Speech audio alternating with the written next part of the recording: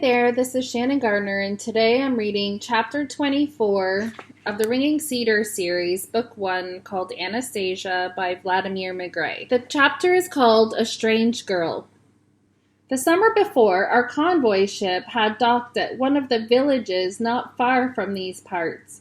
We needed to buy bulk meat for the restaurant and spend some time in port. 60 kilometers farther on, there would be a particularly dangerous section of the river, which meant our ship could not travel through there at night. Certain sections of the river were not equipped with navigation lights. So as not to waste time, we began announcing over our outdoor loudspeaker system, as well as the local radio, that we were throwing a party that evening aboard our vessel. The sleek white ship standing at the dock, listening with a huge array of lights and alive with the music pouring forth from it, inevitably attracted the young people of the village to such occasions. Indeed, on this particular evening, practically the entire local youth population could be seen making its way up to the ship's gangplank. Upon coming aboard, like any first-time visitors, they immediately set about taking a look around the whole ship to see what they could see. After touring the main, middle, and upper decks, they ended up congregating in the restaurant and bar. The female contingent, as a rule, took to dancing, while the male half preferred drinking. The unusual circumstance of being on a ship plus the music and alcohol always engendered a state of excitement, occasionally making big trouble for the crew. Almost always there was not enough time, and the party-goers made a collective appeal to extend the festivities just a bit longer, say by half an hour, and then more and more into the night. On this particular occasion, I was alone in my cabin. I could hear the music wafting up from the restaurant as I was trying to make modifications to the convoy schedule for the remainder of the trip. All at once, I felt myself being stared at. I turned around and glimpsed her eyes on the other side of the window glass. That was nothing unusual. Visitors often liked looking into the ship's cabins. I got up and opened the window. She didn't go away. She continued looking at me with some embarrassment. I felt I wanted to do something for this woman standing alone on the deck just outside my cabin. I wondered why she wasn't dancing like the others. Perhaps she was somehow unhappy? I offered to show her around the ship, and she silently nodded. I took her all over the ship, showed her the main office, which frequently impressed visitors with its elegant appointments, the rug covering the floor, the soft leather furniture, and the computers. Then I invited her into my cabin, which consisted of study-cum-sleeping quarters and a carpeted reception room equipped with fine furniture, TV, and VCR. I was probably most delighted at the time to impress a poor country girl with the achievements of our civilized world. I opened in front of her a box of candies, poured 2 glasses of champagne, and thinking to add the finishing touches to the impression, put on a videotape of Vika Tiskanova singing Love and Death, Lyubov i Smert. The videotape included a number of other songs performed by my favorite artists. She lightly touched the champagne glass to her lips, looked intently at me, and asked, "A challenge, eh?" I expected just about any kind of question except that one. The expedition had indeed turned out to be quite a challenge, what with the difficult navigation conditions on the river and the crew, mainly students from the Marine Academy, smoking pot and pilfering merchandise from the store. We were frequently behind schedule and couldn't go to our planned stops on time, where our arrival had been advertised in advance. These burdens and other worries often deprived me of the opportunity not only to admire the landscape along the river, but even to get a normal sleep. I muttered something meaningless to her, something like, "Never mind, we'll get through," then turned toward the window and polished off my glass of champagne. We went on talking about this, that, or the other, listening to the videotape in the background. We talked right up until the ship docked once more at the end of the party cruise. Then I escorted her to the gangplank. Upon returning to my cabin, I made a mental note. There was something very strange and unusual about this woman, and I was left with an unexpected feeling of lightness and brightness after talking with her.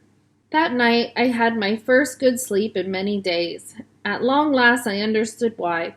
The woman on the ship had been Anastasia. "So that was you, Anastasia?" "Yes, it was there, in your cabin, that I memorized all the songs which I later sang to you in the forest.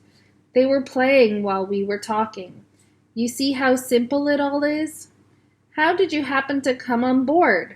"I was interested in seeing what was going on, how you all lived. After all, Vladimir, I had been spending my whole time just taking care of dashniks.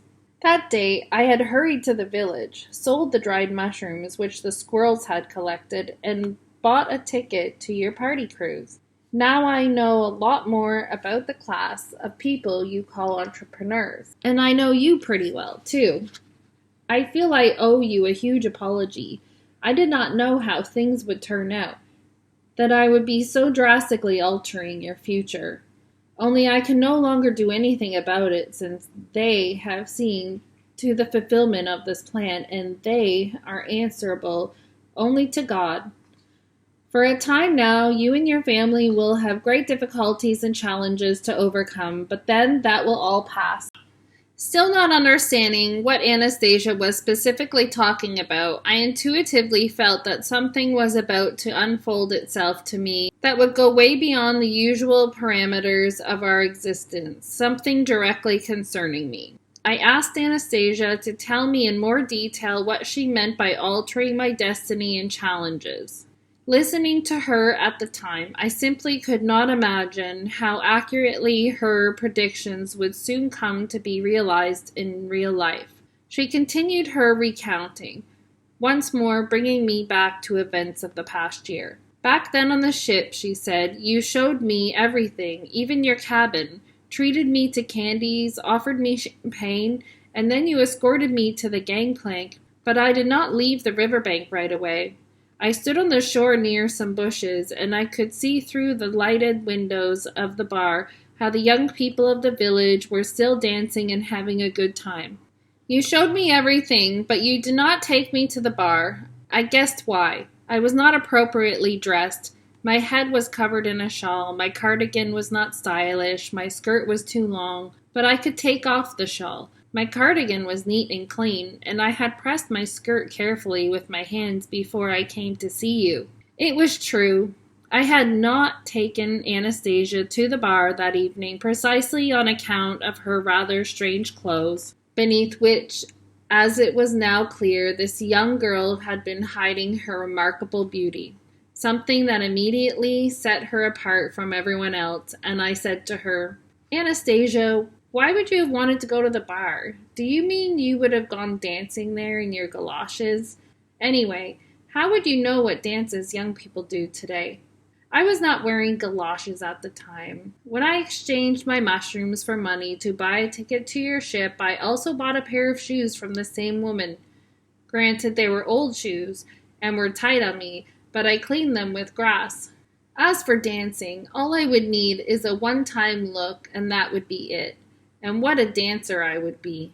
You were, I suppose, offended at me that night. I was not offended, but if you had taken me to the bar, I do not know whether that would have been a good idea or a bad move, but events might have turned out differently, and all this might not have happened. But I do not now regret that events happened the way they did. So what happened? What happened that night that was so terrible? After you escorted me off the ship, you did not return right away to your cabin. First you dropped in to see the captain, and then the two of you headed to the bar. For you, that was a normal thing to do. The moment you entered, you both made an impression on the public. The captain looked prim and proper in his uniform. You were very elegant and gave a most respectable appearance. You were known to many in this village, the famous Megre, the owner of a convoy of ships unique in these parts, and you fully realized that you were making an impression. You sat down at a table with 3 young country girls. They were all only 18 years old, just out of school. The waiters immediately brought champagne, candies, and new wine glasses to your table. prettier than the ones that were there before. You took one of the girls by the hand, bent over, and started whispering something in her ear. Compliments, I understand they are called. Then you danced with her several times, and the conversation continued. The girl's eyes were radiant, as if she were in another world, a fairy tale world. You took the girl out on deck and gave her a tour of the ship, just as you had me. You took her into your cabin and treated her to champagne and candies, just like me. But there was something a little different in the way you behaved with this young girl. You were in a cheerful mood. With me, you were serious and even morose. But with her, you were cheerful. I could see all that very well through the lighted window of your cabin, and, possibly, I felt a little as though I wanted to be there in the place of that girl. You don't mean to tell me you were jealous, Anastasia. I do not know. It was somehow an unfamiliar feeling for me. I recalled that evening, and these young country girls who were trying so hard to look older and more modern. The next morning, Captain Senchenko and I once again had a laugh at their nighttime antics on the dock. The night before in my cabin, I'd realized that this girl was in such a state that she was ready to go to any lengths, but I didn't have any thought about wanting to possess her. I told Anastasia about this, and she replied, "Still, you had stolen her heart. The two of you went out on deck. It was drizzling, and you threw your jacket over the girl's shoulder. Then you took her back to the bar. What were you doing, Anastasia, standing the whole time in the bushes in the rain? That was nothing. The drizzle was good and caressing, only it interfered with my view, and I did not want my skirt and shawl to get wet. They were my mother's. My mother left them to me, but I was very lucky. I found a cellophane bag on the shore. I took off my skirt and shawl, put them in the bag, and hid it under my cardigan. Anastasia, if you didn't go home and it started to rain, you should have come back to the ship. I could not have done that. You had already seen me off, and you had other concerns. Besides, everything was shutting down. When the party came to an end and the ship was due to depart, at the girl's request, especially the girl who was with you in your cabin, you delayed the departure. At that point, everything was in your power, including their hearts, and you were intoxicated with this power. The young people of the village were grateful to the girls, and the girls too felt imbued with a sense of power through you. They completely forgot about the young lads who were with them in the bar, guys they had been friends with in school. You and the captain escorted them to the gangplank. Then you went back to your cabin. The captain went up to the bridge, and then the signal sounded, and the ship slowly, very slowly began to pull away from the dock. The girl you had danced with stood on the shore beside her girlfriends and the young people who had waited around to see the ship off. Her heart was beating so strongly, it was almost trying to leap out of her breast and fly away. Her thoughts and feelings were all mixed up. Behind her back could be seen the outlines of the village houses with their darkened windows, while in front of her the sleek white steamship was departing forever, illuminated with a host of lights, still abundantly pouring forth its music across the water and the nighttime riverbank. The sleek white ship was where you were, after saying so many marvelous things to her she had never heard before, so charming and alluring. And all that was slowly distancing itself from her forever. Then she decided to do something in the sight of everyone. She squeezed her fingers into a fist and began shouting desperately, "I love you, Vladimir!" And she did it again and again. Did you hear her shouting? Yes, I replied. You could not help hearing her, and members of your crew heard her too. Some of them went out on deck and began laughing at the girl.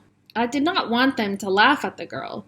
Then they stopped laughing, as if they had suddenly come to their senses. But you did not come out on deck, and the ship continued slowly moving away. She thought you could not hear her, and she continued stubbornly crying out, "I love you, Vladimir!" Then some of her girlfriends joined in, and they all cried out together. I wondered what that feeling was like. Love. which makes people lose control of themselves, or perhaps I wanted to help that girl, and so I shouted with them, "I love you, Vladimir!" It seemed as though I had forgotten at that moment that it was not enough just to simply utter words. There definitely had to be behind them feelings, an awareness and trustworthiness of natural information. Now I know how strong that feeling is, and it is hardly subject to reason. The country girl later began to go into a slump and take to the bottle, and it was a challenge for me to help her. Now she is married and burdened down with everyday cares, and I have had to add her love to mine. The story of the girl threw me a little off balance. Anastasia's account managed to resurrect that evening in my memory in full detail, and everything had really happened just as she said. It was very real. Anastasia's unique declaration of love did not make any impression on me. After seeing her lifestyle and getting to know how she looked at the world, I saw her more and more as some unreal personage, even though here she was sitting right beside me, and all I had to do was reach out my hand and touch her. A consciousness accustomed to judge things by other criteria could not accept her as an existing reality. And while at the beginning of our encounter I had been attracted to her, she no longer aroused in me the emotions I once had. I asked, "So you think these new feelings appeared in you just by chance?" "They are desirable, they are important," replied Anastasia. "They are pleasant even. But I wanted you to love me too. I realized that once you got to know me and my world a little more closely, you would not be able to accept me as a normal person, as simply man. Perhaps you would even be afraid of me occasionally. And that is exactly what has happened. I myself am to blame. I have made many mistakes. I was anxious for some reason all the time. I was in a hurry, and I did not have the time to explain everything to you as I should. Perhaps it all just turned out silly, eh? I do need to reform myself." And with those words, her lips hinted at a sad smile. She touched her breast with her hand, and I at once remembered what had happened that morning when I was in a glade with Anastasia.